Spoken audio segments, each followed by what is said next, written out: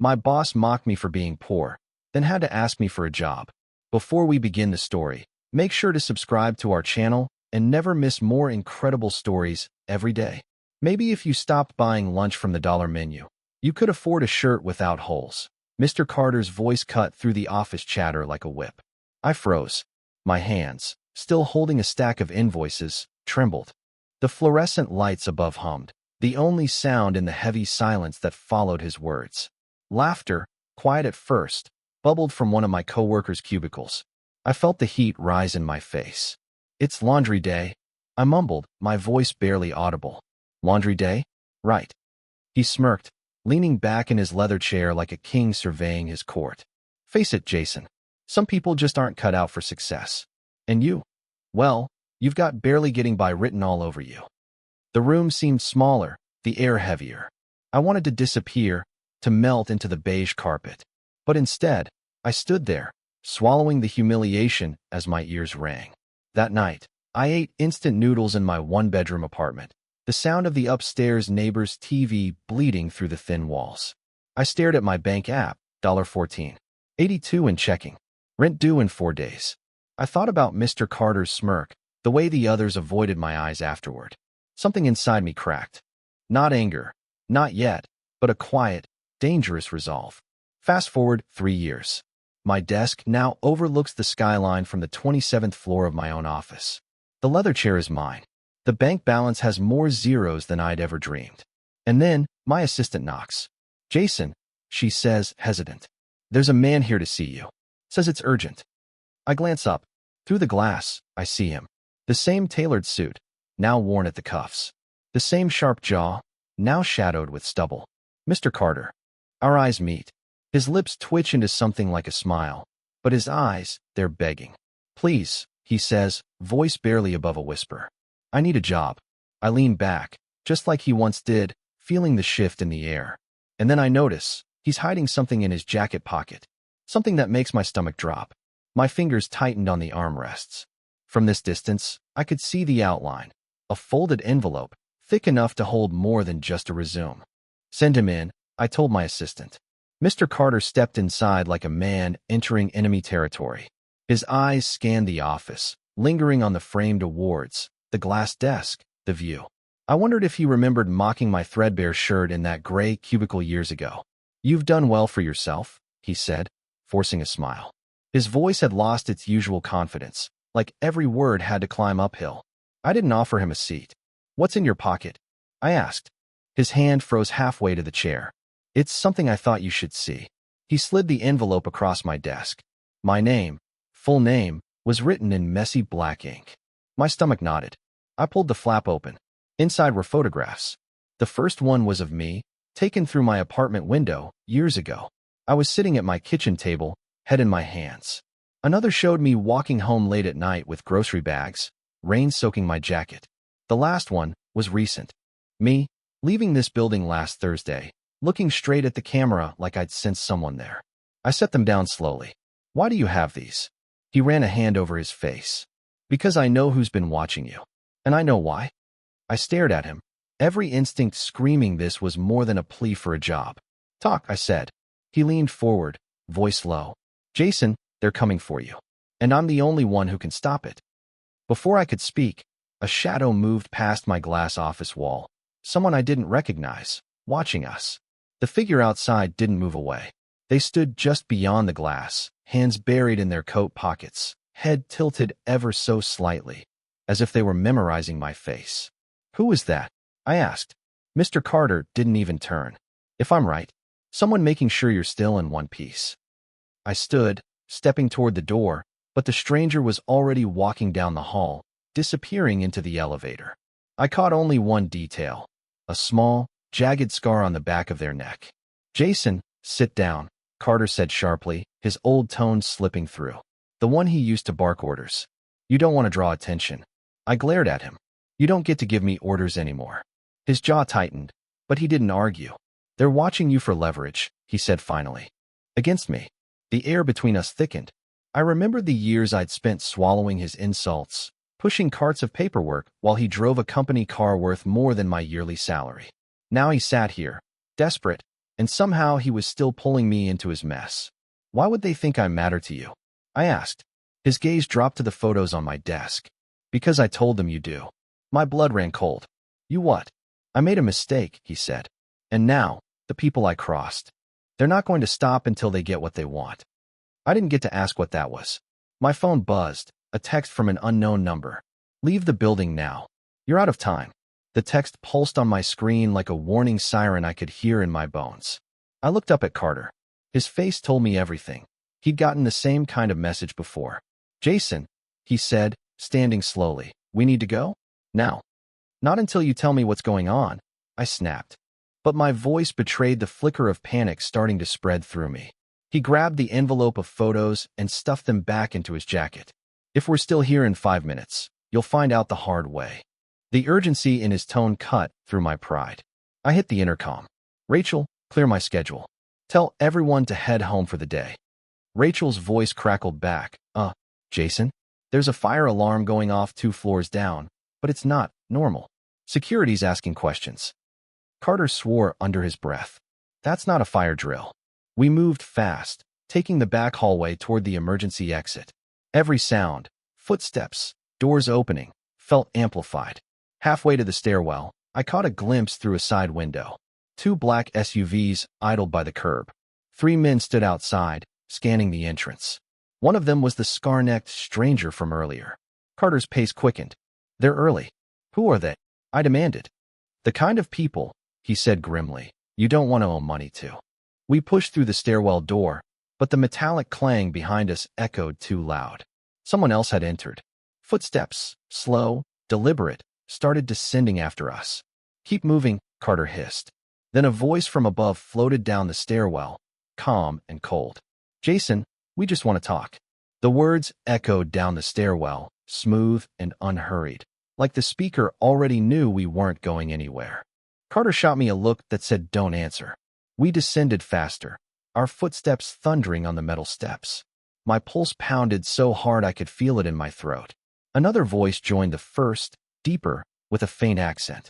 You've been hard to find, Mr. Carter. And your friend here. A pause. He's a bonus. We hit the 20th floor landing. Carter yanked the door open, pulling me into a dim service corridor that smelled like dust and old paint. This way, he muttered, navigating like he'd been here before. You know this building too well, I said. He didn't answer, which told me enough. We rounded a corner and stopped dead. The scar-necked man stood there, blocking the hallway. No smile, no weapon that I could see, but something about the way he stood made my skin crawl. Mr. Jason, he said evenly, eyes flicking to me. You've inherited a very expensive problem. Carter stepped in front of me. He's got nothing to do with this. Let him walk. Scarneck tilted his head. You told us he mattered. Now you want to change the story? Somewhere behind us, the stairwell door opened again. More footsteps. We were trapped. Scarneck took 1 step closer. There's a debt to be paid. And since you two seem so close. From behind him, another man appeared, tall, wearing gloves despite the heat. In his hands was a small black case. He clicked it open just enough for me to see what was inside. A single silver-plated bullet with my name engraved on it. The sight of my name etched into the cold metal made my stomach twist. It wasn't a threat, it was a promise. Scarneck's gaze never left mine. This isn't personal yet, but you're in the way, Jason. That makes you part of the payment. Carter shifted, his shoulder brushing mine, a silent push to step back. You don't need him, he said, his voice lower now, almost pleading. Your problem is with me.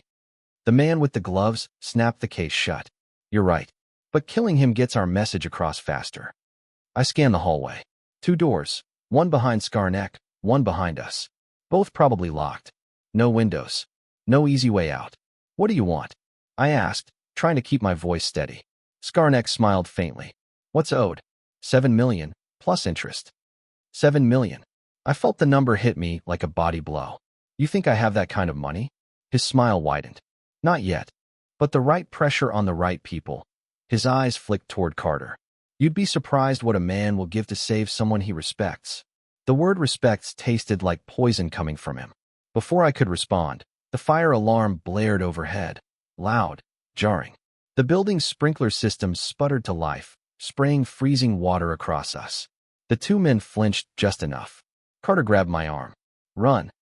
We shoved past them, water soaking our clothes, the hallway echoing with shouts. My shoes slipped on the wet floor, but adrenaline kept me moving. We burst into a side stairwell, pounding downward. Carter's breath was ragged.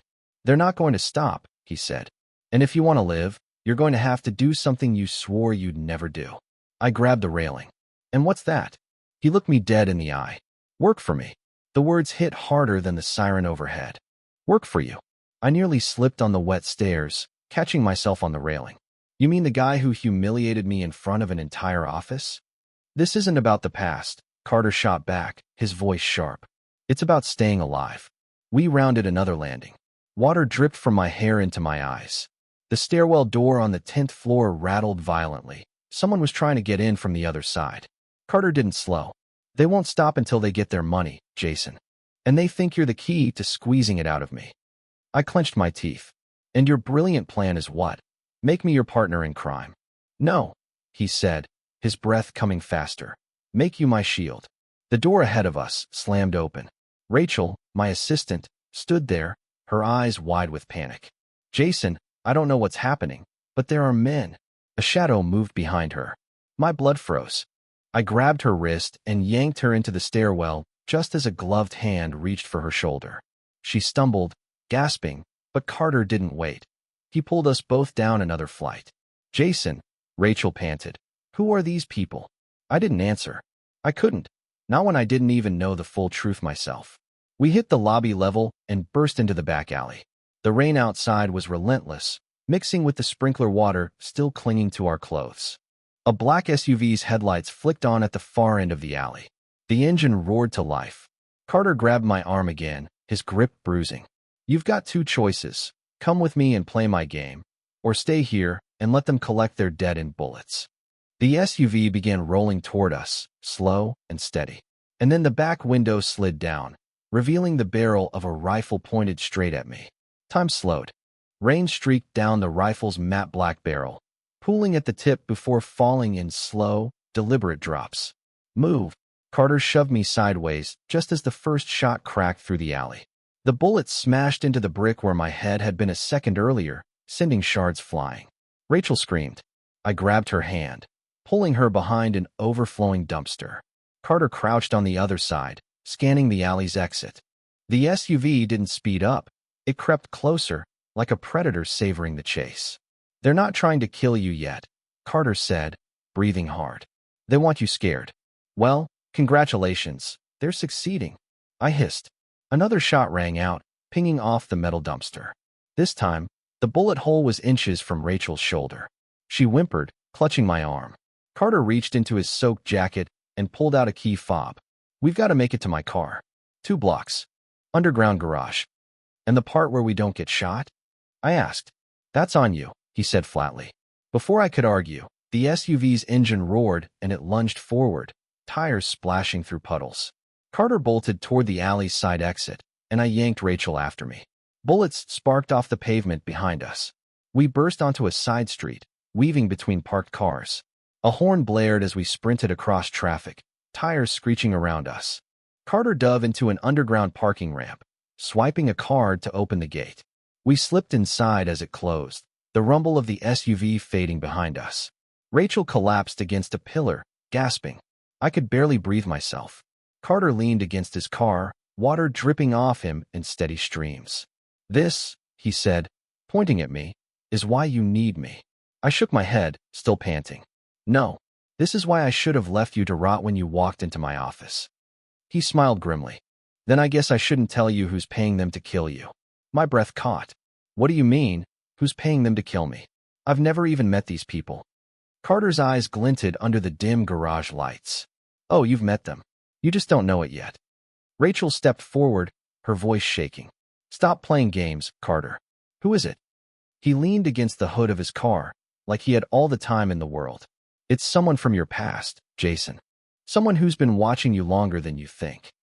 The parking garage felt suddenly colder. The sound of water dripping from the concrete ceiling echoed in the stillness. Why me? I demanded. What could I possibly have that's worth? 7 million, Carter interrupted. The debt isn't mine alone anymore. They think you're holding something valuable, and they're convinced you don't even realize it. I stared at him, trying to decide if he was lying just to pull me deeper into his mess. And you conveniently know what it is, right? A small smile curved his lips. Of course I do. Before I could press him, a faint sound reached us, tires squealing somewhere above. Carter's expression hardened. They found us. He tossed me a key. Top drawer in the glove compartment. Take it. I caught it, frowning. What's it for? Your leverage, he said, sliding into the driver's seat. Rachel and I climbed in, and the moment the doors shut, Carter gunned the engine. The ramp ahead lit up with headlights, 2 black SUVs barreling down toward us. I opened the glove compartment, heart pounding. Inside was a small, locked metal box, and taped to the top was a note in Carter's handwriting. If I'm dead, don't trust her. I looked up at Rachel. She was smiling. Her smile wasn't the nervous, relieved kind. It was calm, measured, like she'd just heard the punchline of a joke only she understood. Carter didn't notice. His focus was on the ramp ahead. The SUVs were closing in fast, their engines growling in the concrete echo chamber. Jason, Rachel said softly, almost sweetly, you should put that box away. Now. I gripped it tighter. Why? What's in it?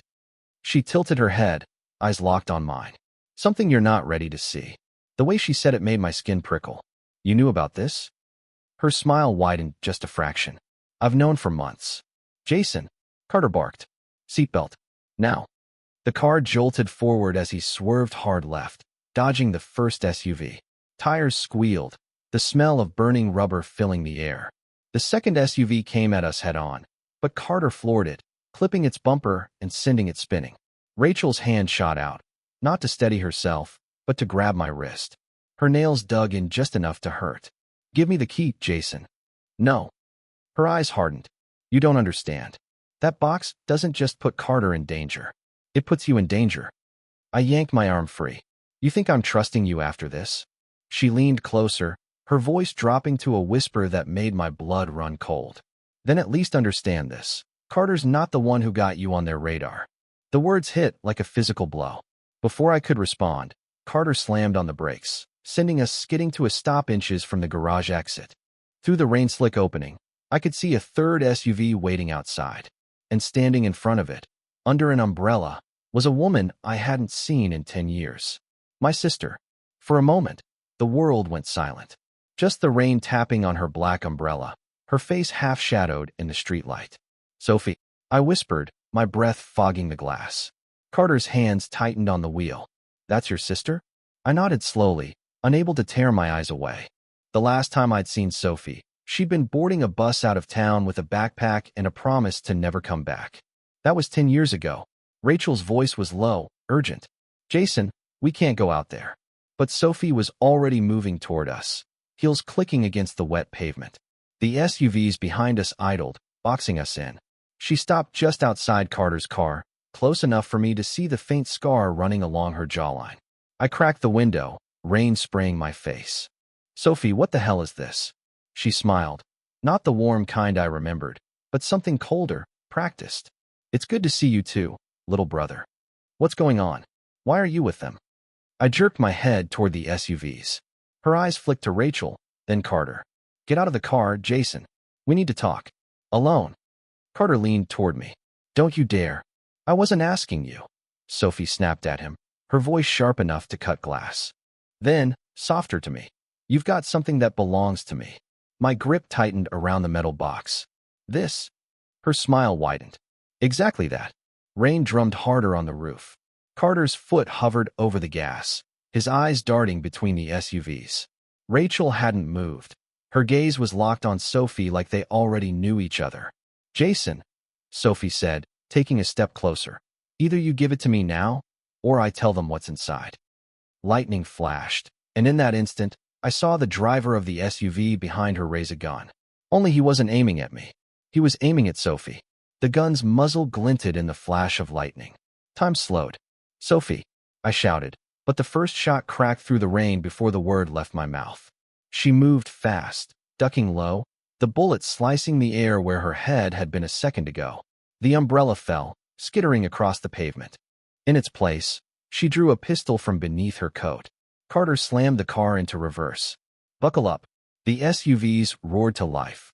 Sophie didn't flinch. She fired 2 quick shots at the gunman, forcing him to dive for cover. Sparks erupted from the SUV's door frame. Rachel grabbed my arm. Jason, she's not here to save you. She's here to use you. Yeah, I said, my voice raw, but so are you. Carter spun the wheel hard, the tires screeching as we whipped backward toward the garage interior. Sophie sprinted after us, weaving between the SUVs.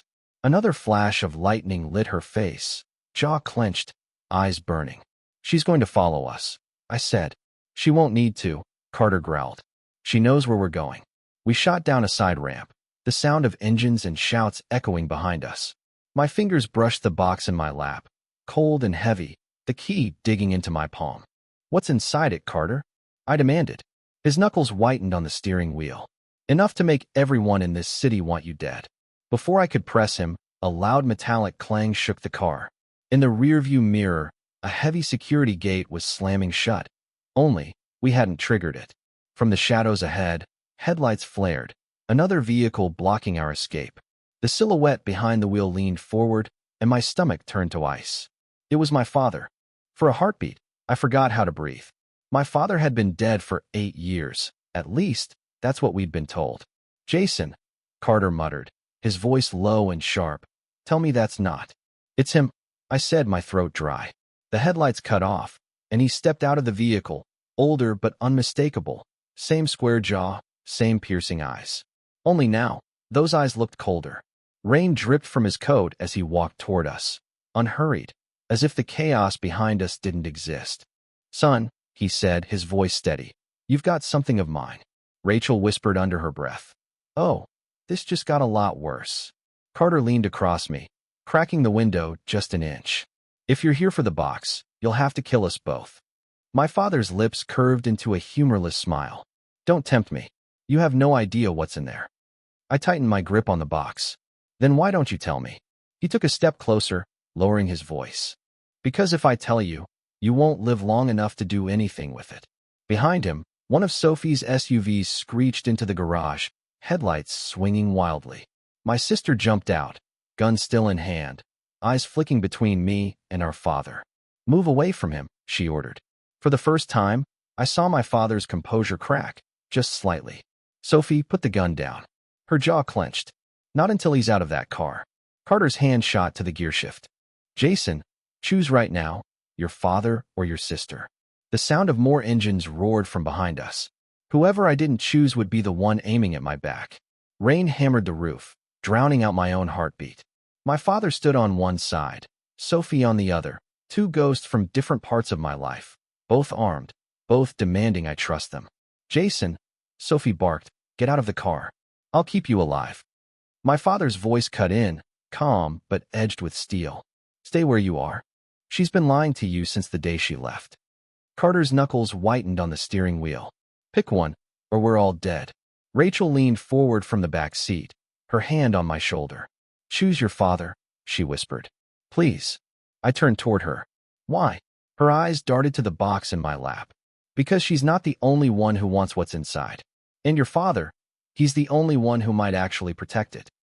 Sophie took a step closer, her wet hair plastered to her face. You think he's here to protect you? Jason, he's here to use you. Just like he used me. My father's eyes narrowed. That's enough. Engines roared behind us. The SUVs were getting closer. Sophie glanced over her shoulder, her grip on the pistol tightening. You've got 5 seconds, Carter growled. 4. My father extended his hand. Sophie leveled her gun. 3. The weight of the box in my lap felt like it was burning through me. 2. I made my choice. I shoved the box toward. A single gunshot split the air. Only it didn't hit me. Carter slumped forward onto the steering wheel, blood blooming across his shoulder. And from the shadows above, a voice I didn't recognize called down. Now bring me the box, and nobody else gets hurt. The sound of that voice froze all of us. My father, Sophie, Rachel, even the SUVs idling in the background. It was calm, confident, and it carried the kind of authority that made armed people hesitate. I craned my neck upward. A man stood on the concrete ledge 1 floor above, rain dripping from the brim of his hood. I couldn't see his face, but I could see the rifle slung casually over his shoulder, as if killing any one of us would be no more effort than swatting a fly. "Drop the weapons," he said. "All of you." Sophie glanced at me, then slowly lowered her gun, the tendons in her neck tight. My father raised his hands partway, but didn't take his eyes off the stranger. Rachel leaned closer to me, whispering fast. "Jason, you don't understand. If he gets the box, it's over. For everyone." The stranger spoke again. "Bring it to me, Jason. You've been carrying something you don't even understand. Your father's lied about it. Your sister's lied about it. And Carter." He let the sentence hang, glancing at Carter slumped and bleeding in the driver's seat. "Well, Carter thought he could outplay me." My pulse thudded in my ears. "Who are you?" I shouted up at him. He chuckled, a low, humorless sound. "I'm the reason your life fell apart 3 years ago." Sophie flinched, just barely. My father's jaw tightened. The man stepped closer to the edge, water dripping from his hands. "Now the box. Or I'll make you watch as I decide which family member dies first." Lightning split the sky, and for 1 second his face was lit, just enough for me to see something I never expected. I knew him, and he'd once worked for me.